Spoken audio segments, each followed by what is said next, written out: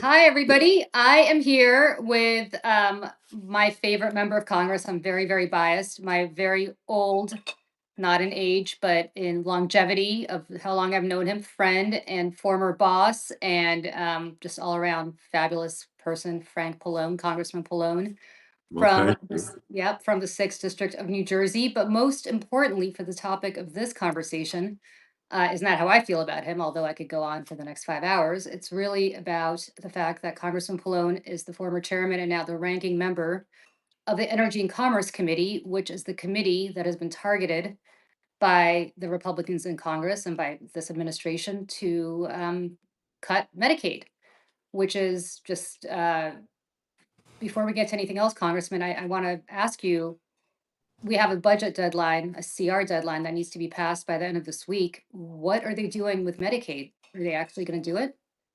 Well, I don't want to confuse the two, nor do I want to sound like a bureaucrat, but the Right. two are not necessarily related, right? In other words, the annual appropriation or spending bill is what ends on Friday, March Right. 14th.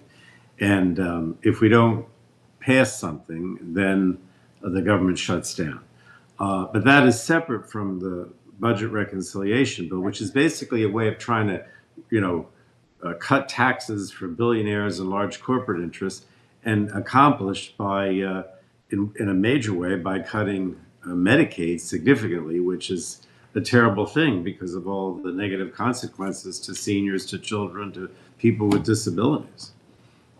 And do you think they're actually, because they passed this budget blueprint that really targets your committee more than it targets anything else? What do you make of that? Why Medicaid? Is it just that they think it's a program for poor people that they don't care about? I mean, so many of their own voters rely on Medicaid in rural areas, veterans, I mean, so on and so forth. Why Medicaid?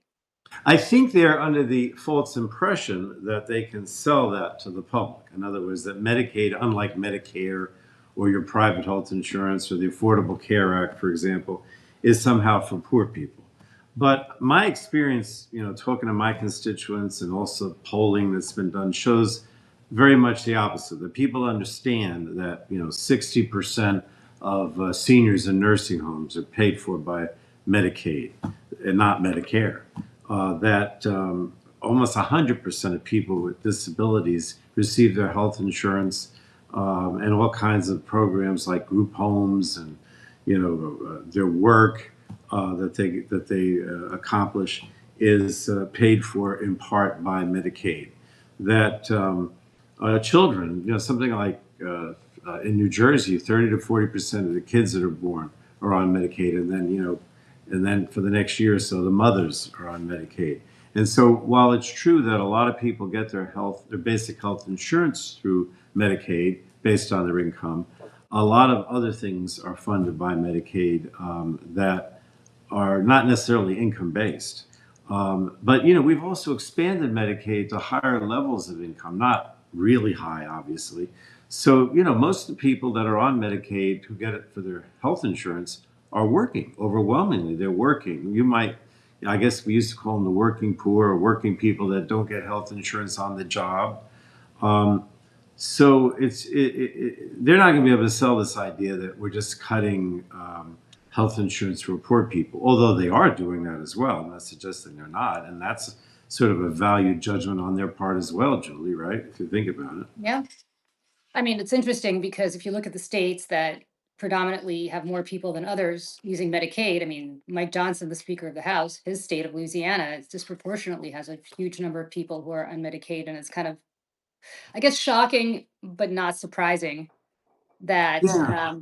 that they're kind of screwing their own constituents, which is No, I mean, if you take a wrong. state like New Jersey, right? Some of the highest numbers of Medicaid percentage-wise in congressional districts are in where the Republicans are, right? You know that Jeff Van Drew's district, which is the very southern part of the state, Right. has the highest number of Medicaid because it's rural. It's an area that has a high unemployment. And you find that all over the country. Like you said, the speaker himself in Louisiana. But the other thing, too, is that in those states, those red states many of the red states, I think there are 9 or 10, that expanded Medicaid under the Affordable Care Act or Obamacare, have these triggers that say that if the federal government pays less than 90% of the cost, they will automatically get rid of the expansion, and millions of those people would automatically not have health insurance anymore because the federal government is paying for 90% of it.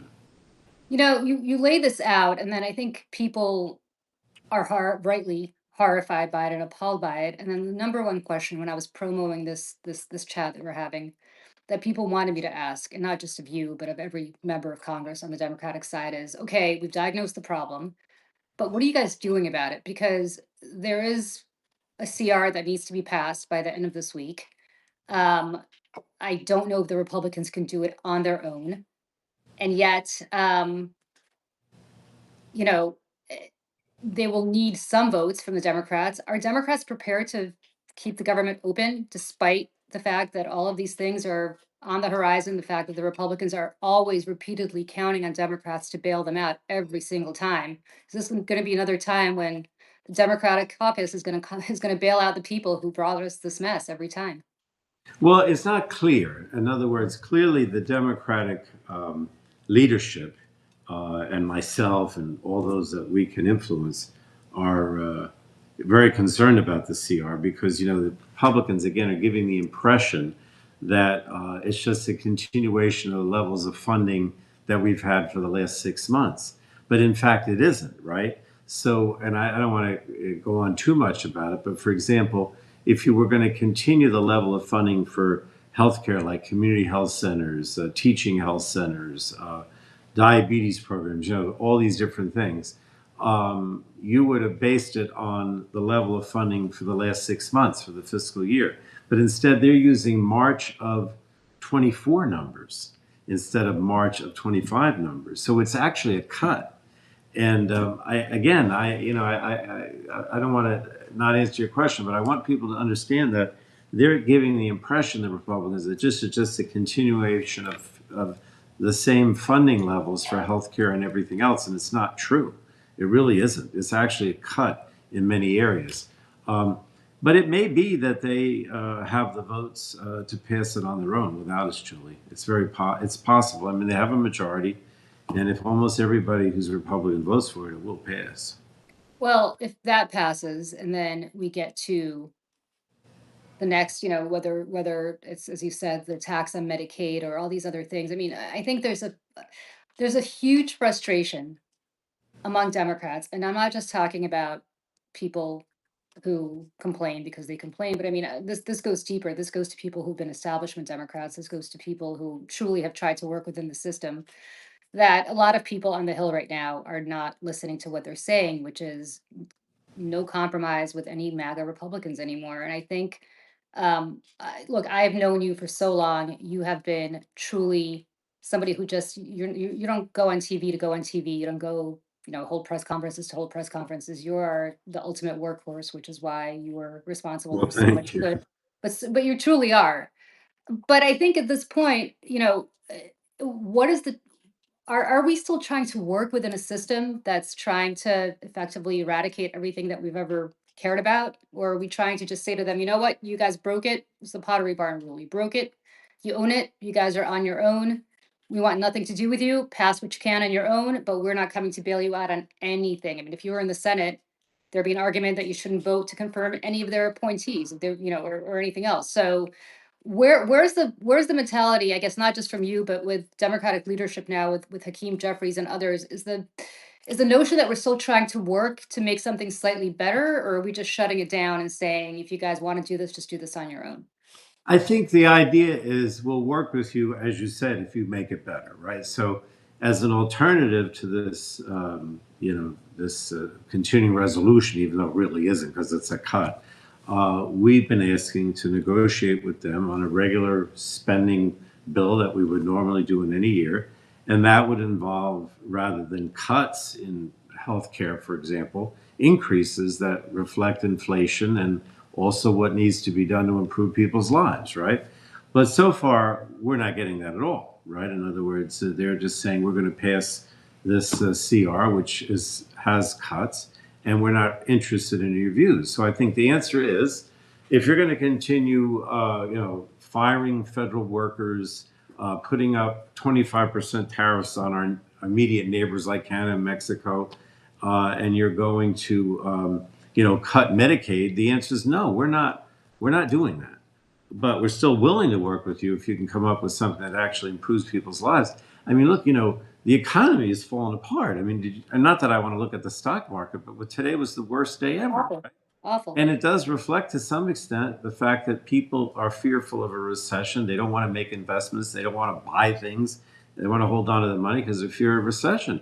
And, all of this is being imposed through Trump and Musk's policies that don't do anything to improve people's lives. They just don't.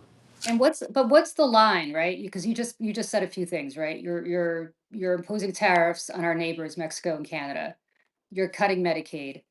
I assume there's foreign policy considerations about what's happening in Ukraine, which we'll get to in a moment. But there are considerations about potentially kicking Canada out of the Five Eyes until Sure. there's so many lines that have been crossed. I guess the question for me and for a lot of people, and this is a discussion that people have at least here on my Substack all the time, and I know every time I go on TV, this comes up as well. What's the line? Like you keep saying that, and this is not on you, but really on the Democratic Yeah. caucus, that you'll work to make things better. But at which point do you say, look, you have crossed the Rubicon here, whether it's the tariffs or Ukraine or any of the hundred other things that we can talk about, Musk, Doge, firing all the federal workers, cutting Social Security, effectively cutting Social Security because they're firing all the people that can help you with your Social Security.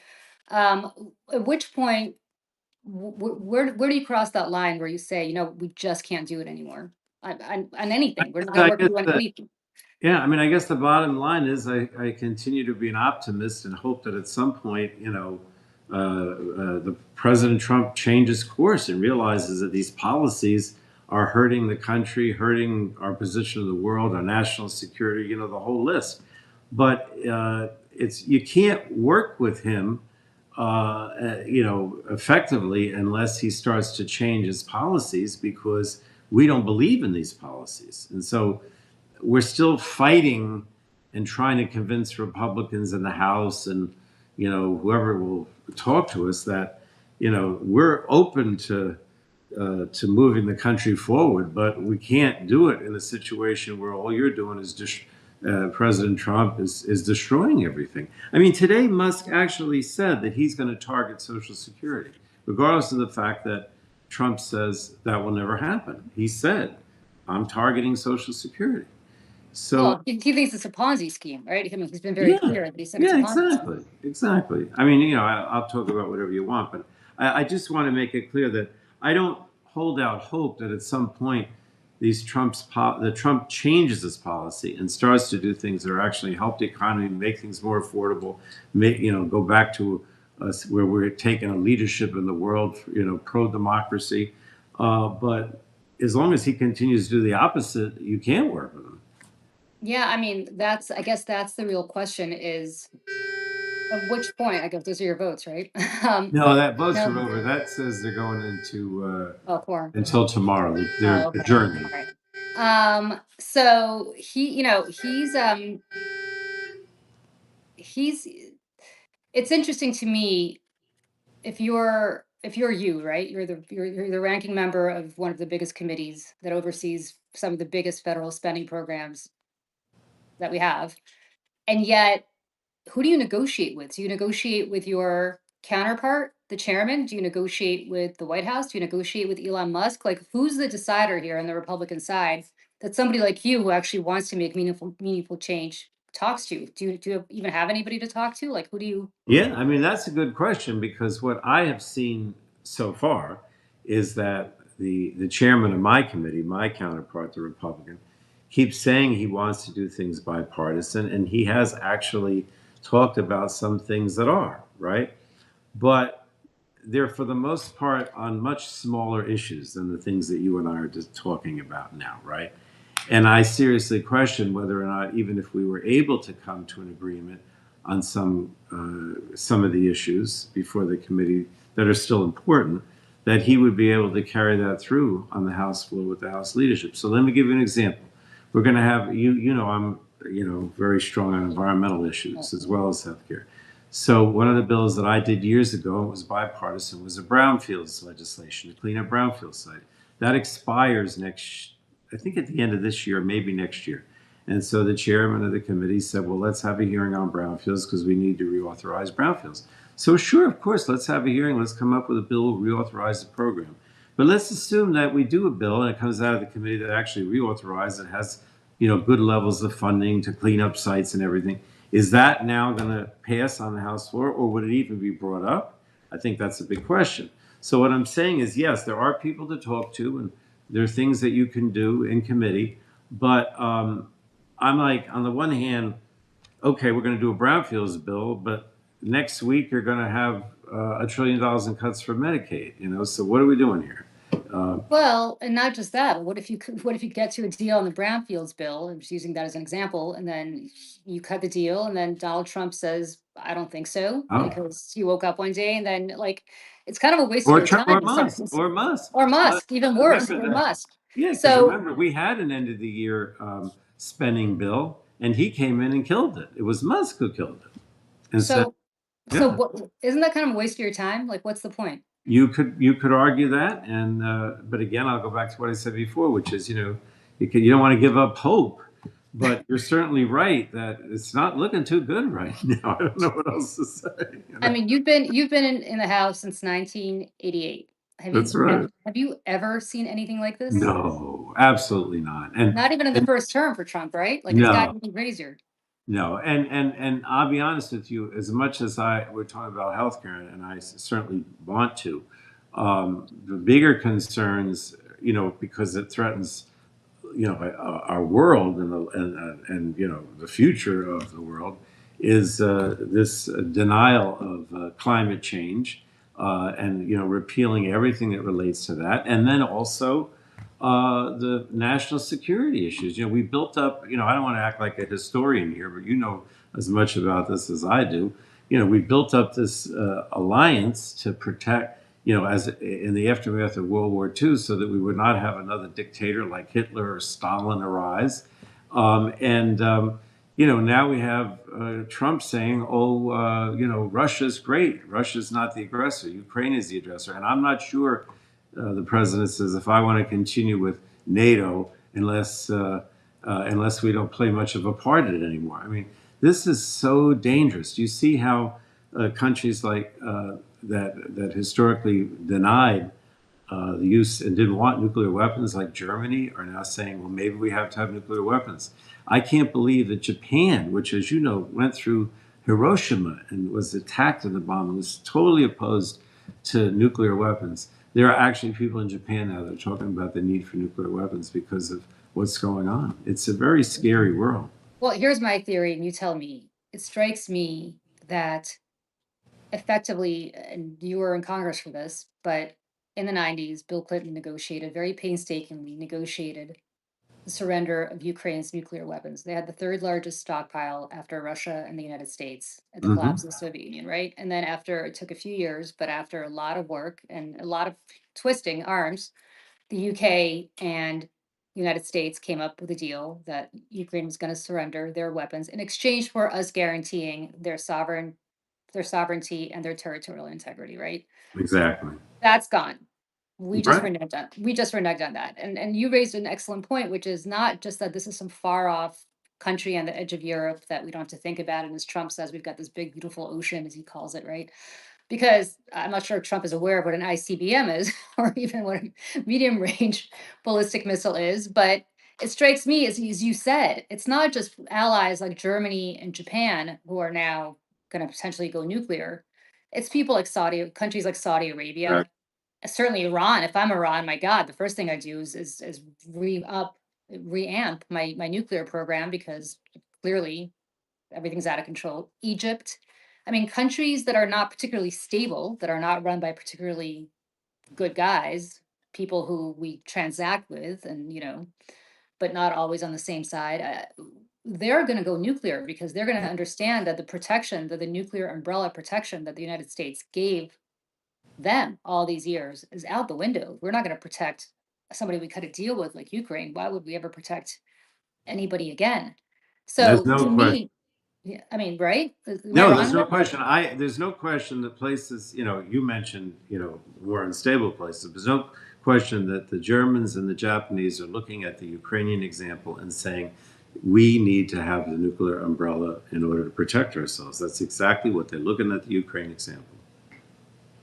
But it's not just, as I keep saying, it's not just them, it's the No, bad guys too. And what are we, you think Trump is going to tell Mohammed bin Salman, his buddy, who's God knows how much money he's given to different Trump entities and certainly to Jared Kushner and whoever else, you think he's going to tell him not to go nuclear? I'm sure he'll say, no. go ahead. And they're not going to listen to him anyway after the Yeah. Ukraine example. Why would Yeah. they? Yeah. Yeah. Taiwan. I mean, my God, Taiwan, if I were Taiwan, I'd be looking seriously at going nuclear right now with everything that's going on. Sure. And these Um, places, have, I mean, they're, many of them are economic powerhouses. They have scientists and the ability to yeah. develop the weapon. And the only reason they haven't is because they felt the U.S. was going to be protective and they were part of an alliance with us. And now they're going to say, obviously, that's not the case anymore. So what do you do? Because you're it, right? Like you and the couple of hundred other Democrats in the House and Senate are the people that I think all of us are looking to say, well, we don't really have the power ourselves to be able to. You have the votes, you have the power to do something about this. What can you do? I think there's such a cry for help. I think from the grassroots, but also just from regular rank and file people who come to town halls and they beg you guys for help. What can you do? I mean, what Well, can you in the minority do? I think right now the main thing is public opinion. In other words, I do think that Trump, in all his vanity, wants to think that everybody likes him and is, supportive of what he's doing. And as that changes, which I have no doubt it will, you have to hope that we can influence him and the Republicans in the House and the Senate to say this is not working, and before it gets even worse, change course, right? And again, I think the biggest example of that right now is the economic picture, right? I mean, when I was home this weekend, whether you were Democrat or Republican or rich or poor, everybody, not everybody, but so many people said to me, and many of them were Republican, I am very concerned about a recession. I'm very concerned about, the Trump policies taking us into a recession. And I do think that, that may influence him to say, we can't go this route, and the other Republicans as well. Um, that's the most important thing to do right now. I mean, obviously, we have lawsuits to try to stop some of his policies, and that's working to some extent. But I really think the most important thing is changing public opinion. You think the courts can enforce it? Because to me, That's once another the question. that and what Yeah, happens then? Like, what do you guys do then? Because he's effectively taken over the legislative branch. I mean, yeah, not the Democratic side, but they're they've abdicated complete responsibility and complete authority to Elon Musk, which is yeah. they're begging Elon Musk to give money back that they appropriated themselves. I mean, nothing was more embarrassing than I think it was a senator from Oklahoma. I forgot where it was. No, he's Basically, the chair. Well, I think you're yeah. talking about the guy who's the chair of the House Oh, Appropriations. sorry, the House Appropriations Yeah, Committee. yeah. That's right. Who Yeah, who was like is thrilled that Elon Musk. Yeah, literally was complaining about, I think, a Social Security office closing in his yeah. district. And I mean, how outrageous that you're the one that appropriates the money for these offices. And now, because he's closing it contrary to what you legislated, which is illegal and unconstitutional, and you're sending him a letter not to close the office in your district. I So mean, based on everything we just talked about, I mean, yeah. literally everything we just talked about, is there really one member of your caucus who, after everything that we just said, is actually seriously considering throwing a vote to the Republicans, either for the CR or for any budget resolution, for anything down the pike, on I think it's anything? possible. I hope that we don't have anybody or that the numbers are very few, but it's possible you will get some that will support it. Yeah, but And we'll is see. it? Well, no, Is by tomorrow's the vote is scheduled for tomorrow. Yeah, So I mean, it's just astounding to me that based on all of this, Congress, which again is supposed to be a co-equal branch of government, apparently is not acting like one, and there may be even Democrats who I guess are we okay have with to that. hope not, but we'll see. Well, there's also, and I don't know much time with you. We've got three elections coming up. Two of them are in Florida. One is for Matt Gaetz's old seat, and there's one Yes. more. I don't know. I'm not going to ask Iowa, you to. maybe. I think one is in Iowa. I'm not No, no, mis- there's one in upstate New York for Lee Stefanik's, but that hasn't been called yet, and right, there's two in Florida. in Florida. And I'm not going to ask you for any internal polling that you've seen or anything that you might have heard, but based on what your sense is, because you truly are, I think, from a as a politician, and I mean that in not in a pejorative sense, but in a good sense, you have a hugely accurate finger on the pulse of how people vote. You have that down. Do you have a sense that there's a possibility that we could actually pick up some of these Republican seats with the way people are feeling now?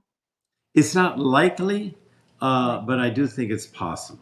And I say that because I do see public opinion shifting. Now, again, I'm talking about in New Jersey in my district, which is still Democratic.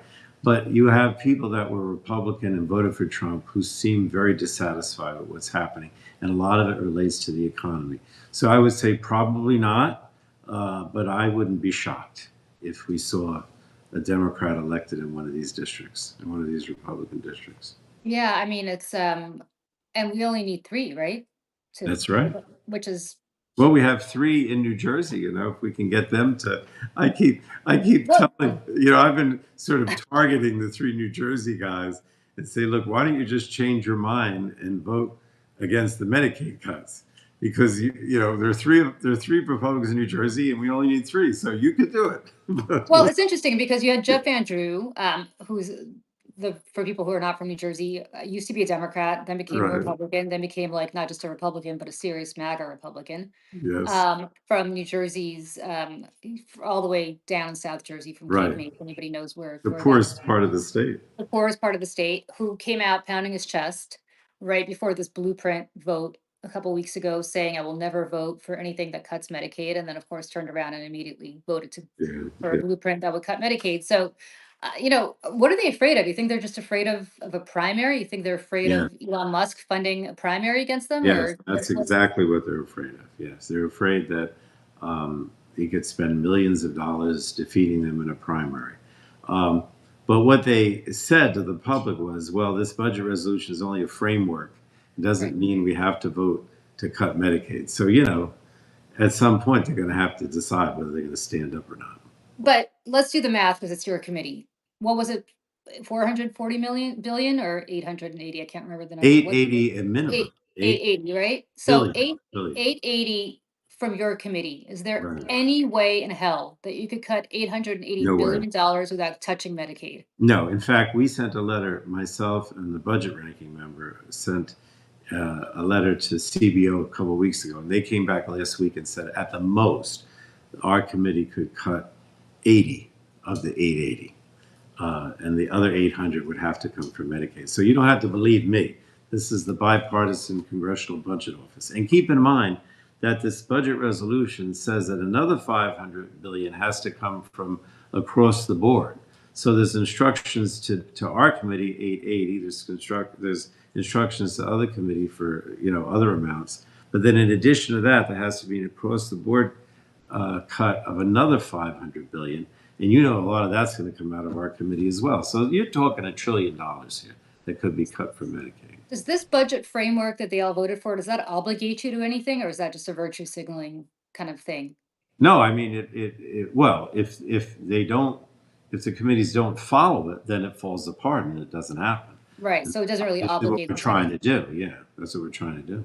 So why would the leadership make them vote on something that Democrats can then say, you voted to cut $880 billion out of the Energy and Commerce Committee, and then they don't actually do it? Like they've already taken the Yeah. hit. It What makes no sense. I mean, I really think because you're very smart politically that the rank and file Republicans realize that this vote is to cut Medicaid by that much is potentially damaging to their career, right, in the Sure. next election. But I think that what happened is many of them, this is what they tell me privately, did not expect Donald Trump to be elected. They didn't think he was going to win, right? And then when they saw that he did, now they're even more fearful. because they're saying, "Oh my God, I never thought this guy was going to win.